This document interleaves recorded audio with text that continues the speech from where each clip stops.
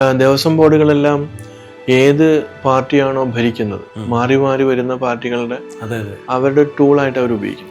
അല്ലാതെ അവർക്ക് ഇതൊന്നും നടത്തിക്കൊണ്ട് പോകണമെന്നില്ല. അവർക്കൊരു വരുമാനം, അത് ഏത് പാർട്ടി മാറി നിലനിൽക്കണമെന്നില്ല. അവർക്ക് നിലനിൽക്കേണ്ടത് പൈസയ്ക്ക് വേണ്ടിയിട്ടാണ്. ഇപ്പൊ ശങ്കരൻകുഴി തുടങ്ങി അവർ നിൽക്കുകയാണ്, ക്ഷേത്രത്തിന് വലം വെച്ചാൽ നിൽക്കുന്നത്. ഏകദേശം ഒരു 4 മണിക്കൂറോളം ഓം നമഃ ശിവായ ജപിച്ചാണ് ഇവർ നിൽക്കുന്നത്. അവർക്ക് മറ്റു വേറെ ചിന്തകളൊന്നുമില്ല.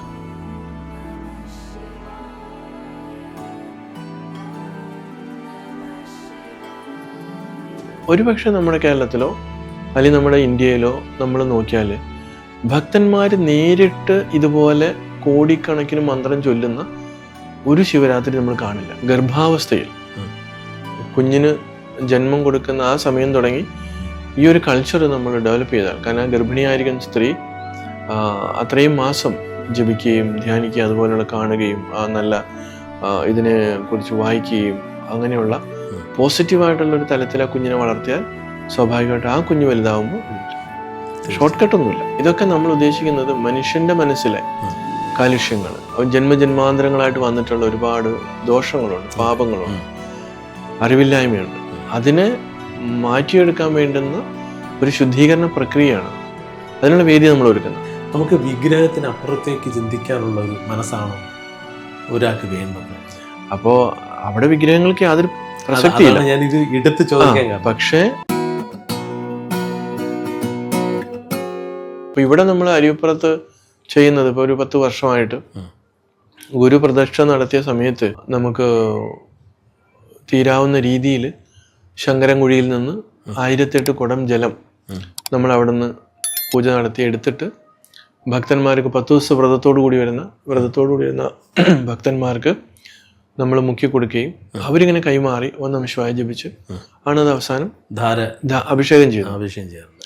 അപ്പോൾ അതിനകത്ത് മറ്റു ക്ഷേത്രങ്ങളിൽ ഇല്ലാത്തൊരു പ്രത്യേകത എന്ന് പറയുന്നത്, ഇപ്പോൾ ഒരു ആയിരക്കണക്കിന് ആളുകളുണ്ട്, ഒരു 4000, 5000, 6000 പേരൊക്കെയാണ് ഈ വ്രതമെടുത്ത് കൂപ്പണെടുത്ത് ലൈനിൽ നിൽക്കുന്നത്. അപ്പൊ ശങ്കരൻകുഴി തുടങ്ങി അവർ നിൽക്കുകയാണ്, ക്ഷേത്രത്തിന് വലം വെച്ചാൽ നിൽക്കുന്നത്. ഏകദേശം ഒരു 4 മണിക്കൂറോളം ഓം നമഃ ശിവായ ജപിച്ചാണ് ഇവർ നിൽക്കുന്നത്. അവർക്ക് മറ്റു വേറെ ചിന്തകളൊന്നുമില്ല, വേറെ മറ്റ് റെക്കോർഡ്സ് ഒന്നുമില്ല. വളരെ ഇതാണ്. അപ്പോൾ ഒരുപക്ഷെ നമ്മുടെ കേരളത്തിലോ അല്ലെങ്കിൽ നമ്മുടെ ഇന്ത്യയിലോ നമ്മൾ നോക്കിയാൽ ഭക്തന്മാർ നേരിട്ട് ഇതുപോലെ കോടിക്കണക്കിന് മന്ത്രം ചൊല്ലുന്ന ഒരു ശിവരാത്രി നമ്മൾ കാണില്ല. ഇപ്പൊ ഒരാളിരുന്ന് ജപിക്കുന്നുണ്ടാവാം, പക്ഷെ കൂട്ടായിട്ട് ഇത്രയും ക്ഷേത്രത്തിന് ചുറ്റും ഇരുന്നിട്ടല്ല ഇത് കംപ്ലീറ്റ് ഈ കലശക്കോടം അങ്ങനെ പോയിക്കൊണ്ടിരിക്കുകയാണ്. അപ്പോൾ ഒരാളുടെ കിട്ടുമ്പോൾ നമഃ ശിവായ ജപിച്ചിട്ട് അടുത്ത ആളിലേക്ക് കൊടുക്കുകയാണ്. അങ്ങനെ കൊടുത്താണ്. അപ്പൊ ഇത്രയും മണിക്കൂർ അവർ നിൽക്കുന്നത് അറിയുന്നില്ല. ഇപ്പൊ നമ്മൾ ഈ ശിവരാത്രിക്ക് രാത്രി 1 മണിക്ക് നമ്മൾ തുടങ്ങിയിട്ട് ഭഗവാൻ പ്രതിഷ്ഠ നടത്തിയത് 3, 3:30, 4 മണിക്ക് ആ വെളുപ്പിന് ബ്രാഹ്മ മുഹൂർത്തത്തിലാണ്. ആ സമയത്ത് തീരാവുന്ന രീതിയിലാണ് നമ്മൾ സെറ്റ് ചെയ്തിരിക്കുന്നത്. അപ്പോൾ അത്രയും സമയം ആളുകൾ ഇങ്ങനെ നിന്ന് ജപിക്കുകയാണ്. എങ്ങും പോകുന്നില്ല, അവരുടെ മനസ്സ് വേറെ എങ്ങും പോകുന്നില്ല. പക്ഷെ ഓടുന്നവരുടെ മനസ്സ് എന്ത് സംഭവിക്കുന്നുണ്ടെങ്കിൽ ഇത് ഓടി എത്തണമല്ലോ എന്നാണ് വിചാരിക്കുന്നത്. അതാണ് അവരുടെ ടെൻഷനാണ്. അയ്യോ ഇത്ര സമയം എത്തണമല്ലോ, അത് ആരോ പറഞ്ഞു കൊടുത്തിരിക്കുന്നത്. നേരെ മറിച്ച് അവരെ എവിടെയെങ്കിലും ഇരുന്ന് നന്നായിട്ട് ജപിച്ചാൽ മതി. തീർച്ചയായിട്ടും എല്ലാ ക്ഷേത്രങ്ങളിലും എത്തുക എന്നുള്ളതല്ല. തീർച്ചയായിട്ടും അങ്ങ് ഈ പറഞ്ഞത് കറക്റ്റായ ഒരു ആധ്യാത്മികതയുടെ ശരിക്കുമുള്ള വശമാണ്. ഇത് സാധാരണ ജനങ്ങൾക്ക് എത്രത്തോളം അവരിത് അങ്ങ് പറഞ്ഞതുപോലെ ഈസി ആയിട്ടുള്ള മാർഗത്തിൽ നടക്കുന്ന ആളുകൾക്ക് ഇത് എത്രത്തോളം പ്രാക്ടിക്കലാവുമെന്ന് എനിക്കറിയില്ല. പക്ഷേ അപ്പം ഇത്തരം കാര്യങ്ങൾ പറഞ്ഞു കൊടുക്കാൻ നമുക്ക് ഗുരുകുല സമ്പ്രദായങ്ങൾ അല്ലെങ്കിൽ ഇപ്പം ദേവസ്വം ബോർഡ് പോലെയുള്ള അല്ലെങ്കിൽ ആധ്യാത്മിക കേന്ദ്രങ്ങൾ അവരും കൂടെ ചെയ്യേണ്ടതല്ലേ? ഈ നമ്മൾ ചെയ്യുന്നുണ്ടല്ലോ. ഇപ്പൊ നമ്മൾ ഇവിടെ തന്നെ ചെയ്യുന്നുണ്ട് ഇതുപോലെ ക്ഷേത്രങ്ങൾ കേന്ദ്രീകരിച്ച്. അവര് എന്ന് പറയുന്നത് സാധാരണ ക്ഷേത്രങ്ങളിൽ ഭാരവാഹികളായിട്ട് ഇരിക്കുന്നവർക്ക് ഇതിനെക്കുറിച്ചുള്ള ഒരു അവബോധമില്ല. പൂജാരിമാരെ സംബന്ധിച്ചിടത്തോളം അവരുടെ ഒരു ഉപജീവന മാർഗമാണ്. അപ്പോൾ ആളുകൾക്ക് അറിവുണ്ടാവുന്നത് രാഷ്ട്രീയക്കാരെ പോലെയാണ്. അണികൾക്ക് അറിവുണ്ടാവുന്നത് നേതാക്കന്മാർക്ക് ഇഷ്ടമല്ല. എന്ന് പറഞ്ഞ പോലെ ഈ മതത്തിലും പുരോഹിതന്മാർ അവർ ഏത് മതത്തിലും നമ്മൾ നോക്കിയാലും അങ്ങനെയാണ്. അണികൾക്ക്, ഭക്തന്മാർക്ക്, വിശ്വാസികൾക്ക് അറിവുണ്ടാവുന്ന അവർക്ക് ഇഷ്ടമല്ല. കാരണം അവരുടെ ഇരയാണ് പോകുന്നത്, രാഷ്ട്രീയക്കാരെ. അപ്പൊ അങ്ങനെ കിടക്കുന്നത് കൊണ്ട് തീർച്ചയായിട്ടുള്ള ഒരു പ്രശ്നം അവരാരും അതിനൊരു മുൻകൈ എടുക്കില്ല. കാരണം ഒരു വരുമാന മാർഗമാണ്. പക്ഷേ സ്വാമിജി, അപ്പം നമുക്ക് ഉണ്ടാവുന്ന യഥാർത്ഥ ആ ഒരു സംഭവം നമ്മളത് മിസ്സാവുകയില്ലേ? നഷ്ടപ്പെടും. എത്രയോ കാലങ്ങളായിട്ട് നമുക്ക് പലതും മിസ്സായി. അതെ, നഷ്ടപ്പെട്ടു പോവാണ്. നഷ്ടപ്പെടുകയില്ലേ? നഷ്ടപ്പെടും. അതുകൊണ്ടാണ് ആ ഒരു മിസ്സിംഗ് ആണ് ഇന്ന് നമ്മുടെ ഈ ഇവിടെയുള്ള ധർമ്മച്യുതിക്ക് കാരണമായിട്ട്. അപ്പം അത് മാറ്റിയെടുക്കണമെങ്കിൽ നമ്മൾ ചെറുപ്പക്കാരായിട്ടുള്ളവരും അല്ലെങ്കിൽ ഇതിനെക്കുറിച്ച് അറിവുള്ളവരും വളണ്ടറി ആയിട്ട് അതിനകത്ത് ഇറങ്ങി വരണം. അത് ഗുരുവൊക്കെ അത് പറയുന്നത് നമ്മുടെ ഗർഭാവസ്ഥയിൽ കുഞ്ഞിന് ജന്മം കൊടുക്കുന്ന ആ സമയം തുടങ്ങി ഈ ഒരു കൾച്ചർ നമ്മൾ ഡെവലപ്പ് ചെയ്താൽ, കാരണം ഗർഭിണിയായിരിക്കുന്ന സ്ത്രീ അത്രയും മാസം ജപിക്കുകയും ധ്യാനിക്കുകയും അതുപോലെയുള്ള കാണുകയും നല്ല ഇതിനെ കുറിച്ച് വായിക്കുകയും അങ്ങനെയുള്ള പോസിറ്റീവായിട്ടുള്ളൊരു തലത്തിൽ ആ കുഞ്ഞിനെ വളർത്തിയാൽ സ്വാഭാവികമായിട്ട് ആ കുഞ്ഞ് വലുതാവുമ്പോൾ ഇത് വരും. ഷോർട്ട് കട്ടൊന്നുമില്ല, പോരാ. എന്തായാലും ഇപ്പം അതുപോലുള്ള ഗുരുകുല സമ്പ്രദായങ്ങൾ വരണം എന്നാണ് എൻ്റെയും ആഗ്രഹം. ഇപ്പം സർക്കാരും അതിന് ഇപ്പം ദേവസ്വം ബോർഡുകളുടെ ബോർഡുണ്ട്. പക്ഷേ അതിന് വേണ്ടിയിട്ട് മതപഠനശാലകളോ നമ്മുടെ യഥാർത്ഥ കാര്യങ്ങൾ പറഞ്ഞു കൊടുക്കാനുള്ള സംവിധാനങ്ങൾ അത് ഇന്നിപ്പോൾ ദേവസ്വം ബോർഡുകളെല്ലാം ഏത് പാർട്ടിയാണോ ഭരിക്കുന്നത്, മാറി മാറി വരുന്ന പാർട്ടികളുടെ അവരുടെ ടൂളായിട്ട് അവർ ഉപയോഗിക്കുന്നത്. അല്ലാതെ അവർക്ക് ഇതൊന്നും നടത്തിക്കൊണ്ട് പോകണമെന്നില്ല. അവർക്കൊരു വരുമാനം, അതിൽ നിന്നൊരു വരുമാനം മാത്രം. അത് ഏത് പാർട്ടി മാറി നിലനിൽക്കണമെന്നില്ല. അവർക്ക് നിലനിൽക്കേണ്ടത് പൈസയ്ക്ക് വേണ്ടിയിട്ടാണ്. പക്ഷേ ഈ ഭക്തന്മാരെ സംബന്ധിച്ചിടത്തോളം അവർക്ക് ഇതിന്റെ അപകടം അവർക്ക് അറിയില്ല. അതുകൊണ്ട് അവരെങ്ങനെയായാലും ഇപ്പൊ യൂണിറ്റി ഇല്ലല്ലോ. ഇപ്പൊ ഹിന്ദുക്കൾ എന്ന് പറഞ്ഞാൽ യൂണിറ്റി ഇല്ല. അപ്പൊ അവര് ഇപ്പോഴും ജാതിയുടെ പേരും പറഞ്ഞ് ഓരോരുത്തരെ കയറ്റാതിരിക്കുക, പിടിക്കുക, അങ്ങനെയുള്ള. അപ്പൊ അത് നിലനിൽക്കുന്നിടത്തോളം കാലം ഇതിങ്ങനെ പോകത്തുള്ളൂ. തീർച്ചയായിട്ടും. അപ്പൊ അതുകൊണ്ട് നമ്മൾ അറിവ് എങ്ങനെയെങ്കിലും ആളുകൾക്ക് എത്തിക്കുക എന്നുള്ളതാണ്. തീർച്ചയായിട്ടും. അങ്ങ് പറഞ്ഞതുപോലെ ഇപ്പോൾ കുംഭമേള, കുംഭമേളയെന്ന് നമ്മൾ പറയുന്നു, കേരളത്തിൻ്റെ കുംഭമേള, മഹോത്സവം കഴിഞ്ഞു. അപ്പം അവിടെ ഒരുപാട് പേര് വന്നുപോയി, ഒരുപാട് സന്യാസി വര്യന്മാർ വന്നു. അതുപോലെ ജനപങ്കാളിത്തം കൊണ്ടും ഭയങ്കര, അവർ പോലും പ്രതീക്ഷിക്കാത്ത രീതിയിലേക്ക് ജനപങ്കാളിത്തം വന്നു. ഇതൊക്കെ ഒരു ആത്മീയതയുടെ ഒരു ശുഭ സൂചകമായി നമുക്ക് കാണാം. കൂട്ടായ്മയ്ക്ക് അത് നല്ലതാണ്, ഒരു ഏകീകരണം.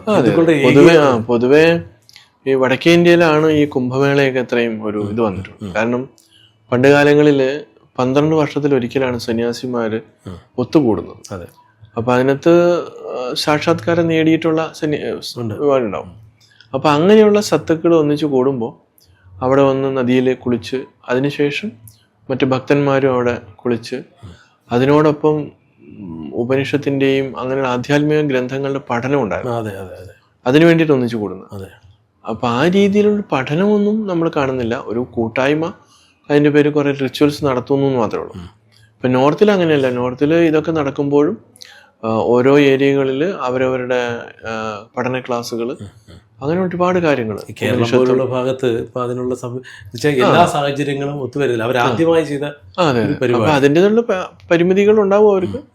അപ്പൊ അത് ചെയ്യുന്നത് നല്ലത് തന്നെയാണ്. ഞാൻ ഉദ്ദേശിച്ചത് ഇത്രേ ഉള്ളൂ. ഇപ്പം ഹിന്ദുക്കളുടെ ഒരു ഉണർവ് പോലെ എനിക്ക് ഫീൽ ചെയ്തു. അത് നല്ല കാര്യമാണ്, അങ്ങനെയൊക്കെ ചെയ്യുന്നത് നല്ലതാണ്. അപ്പൊ അവരൊരു കൂട്ടായ്മ ഉണ്ടാവും, ഒന്നിച്ചു കൂടാൻ പറ്റും, പിന്നെ ആശയങ്ങൾ ഇത് ചെയ്യാൻ പറ്റും. അത് നല്ലൊരു കാര്യം തന്നെ. തീർച്ചയായിട്ടും. ഇപ്പം അങ്ങനൊരു സംഭവം ഇപ്പോൾ ശിവരാത്രിയാണ്. ഇപ്പം ഇവിടെ നിന്ന് നമുക്ക് ശിവരാത്രി ഒരു സന്ദേശം കൊടുക്കുകയാണെങ്കിൽ അങ്ങ് എന്തായിരിക്കും ഈ അവസരത്തിൽ കൊടുക്കാൻ ഉദ്ദേശിക്കും? അല്ല, നമ്മൾക്ക് പുതിയ പറഞ്ഞ എല്ലാ സന്ദേശമാണ്. ഇപ്പോൾ ശ്രീനാരായണ ഗുരുദേവന്റെ കാഴ്ചപ്പാടിൽ നിന്നുകൊണ്ട് ഗുരു നടത്തിയ പ്രതിഷ്ഠയും അതിൻ്റെ മഹിതമായിട്ടുള്ള സന്ദേശമാണ്. അപ്പോൾ ആധ്യാത്മികമായിട്ടുള്ള വശം എന്ന് പറയുന്നത് നമ്മളിവിടെ ചെയ്യുന്ന ഈ 1008 കുടം അഭിഷേകം, അതേപോലെ തന്നെ നമ്മൾ ഗുരു രചിച്ചു തന്നിട്ടുള്ള ഹോമമന്ത്രം വെച്ചിട്ടുള്ള യജ്ഞം, ഇതൊക്കെ നമ്മൾ ഉദ്ദേശിക്കുന്നത് മനുഷ്യന്റെ മനസ്സിലെ കാലുഷ്യങ്ങൾ, ജന്മജന്മാന്തരങ്ങളായിട്ട് വന്നിട്ടുള്ള ഒരുപാട് ദോഷങ്ങളുണ്ട്, പാപങ്ങളുണ്ട്, അറിവില്ലായ്മയുണ്ട്. അതിനെ മാറ്റിയെടുക്കാൻ വേണ്ടുന്ന ഒരു ശുദ്ധീകരണ പ്രക്രിയയാണ്. അതിനുള്ള വേദി നമ്മൾ ഒരുക്കുന്നത്. അതോടൊപ്പം തന്നെ നമ്മൾക്കിവിടെ സംവാദ സദസ്സുകളുണ്ട്, അറിവ് പകർന്നു കൊടുക്കുക, ഈ വിഷയങ്ങളുമായിട്ട് ബന്ധപ്പെട്ട കാര്യങ്ങളൊക്കെ. ഇടയ്ക്ക് ഞാൻ ഒരു ചോദ്യം ചോദിച്ചോട്ടെ, നമുക്ക് വിഗ്രഹത്തിനപ്പുറത്തേക്ക് ചിന്തിക്കാനുള്ള ഒരു മനസ്സാണോ ഒരാൾക്ക് വേണ്ടത്? അല്ല, അത് ആ വ്യക്തിയെ ആശ്രയിച്ചിരിക്കുന്ന ഒരു കാര്യമാണ്. വിഗ്രഹത്തിന്റെ ആധ്യാത്മികത എന്ന് പറയുമ്പോൾ അതിനപ്പുറം അല്ല, അതാണ് പറയുന്നത്. ഇപ്പോ അക്ഷരം പഠിക്കുന്ന ഒരു കുട്ടിക്ക് ആ കുട്ടിയോട് നമ്മൾ 10ാം ക്ലാസ്സിലെ കാര്യം പറഞ്ഞു കൊടുത്താൽ അവന് മനസ്സിലാവില്ല, അല്ലേ? ഇല്ല. അത്രേ ഉള്ളൂ ഇവിടെയും. അപ്പോൾ ഉപനിഷത്ത് വിദ്യ എന്ന് പറയുന്നത് ഈ വിഗ്രഹങ്ങൾക്ക് അപ്പുറത്താണ്. വിഗ്രഹങ്ങൾ അവിടെ പ്രസക്തിയില്ല. നേതി എന്ന് പറഞ്ഞു വിടാണ്. അതെ. ഇപ്പൊ ഏറ്റവും ഗുരുവിന്റെ ഇതിൽ തന്നെ നോക്കിയാലും അങ്ങനെ തന്നെയാണ്. അങ്ങനെയാണ് ദൈവദശകത്തിൽ ഗുരു പറയുന്നത് ഒന്നൊന്നായി എണ്ണി എണ്ണി തൊട്ടെണ്ണം പൊരുളൊടുങ്ങുക. അപ്പോ അവിടെ വിഗ്രഹങ്ങൾക്ക് യാതൊരു പ്രസക്തിയില്ല. ഞാനിത് എടുത്ത് ചോദിക്കാൻ കാരണം. പക്ഷേ ഈ വിഷയം ഇതാണ്, അതെല്ലാവർക്കും ആപ്ലിക്കബിൾ അല്ല. അക്ഷരം പഠിക്കുന്ന ഒരു കുട്ടിക്ക് അക്ഷരം പഠിച്ചേ പറ്റൂ, അവന് മുന്നോട്ട് പോകാൻ പറ്റുള്ളൂ. അല്ലാതെ ആ വ്യക്തിക്ക് അതിൻ്റെ അപ്പുറത്തേക്ക് പോകാൻ പറ്റില്ല. അപ്പോൾ അവൻ അക്ഷരം പഠിക്കണം, ആദ്യം പഠിച്ച് അവൻ്റെ മറ്റ് ഇതിലേക്ക് വരും. അപ്പം അങ്ങനെ ചെയ്യേണ്ടത്. അങ്ങനെ ചെയ്യുമ്പോൾ അത് ശരിയാവും. അപ്പോൾ തീർച്ചയായിട്ടും അവനെ സംബന്ധിച്ചിടത്തോളം അവൻ എവിടെ നിൽക്കുന്നു അവിടെ നിന്ന് തുടങ്ങണം. അങ്ങനെ തുടങ്ങി അവൻ അതിൻ്റെ ഉയർന്ന തലങ്ങളിലേക്ക് പോകുന്ന ഏറ്റവും നല്ലതായിരിക്കും.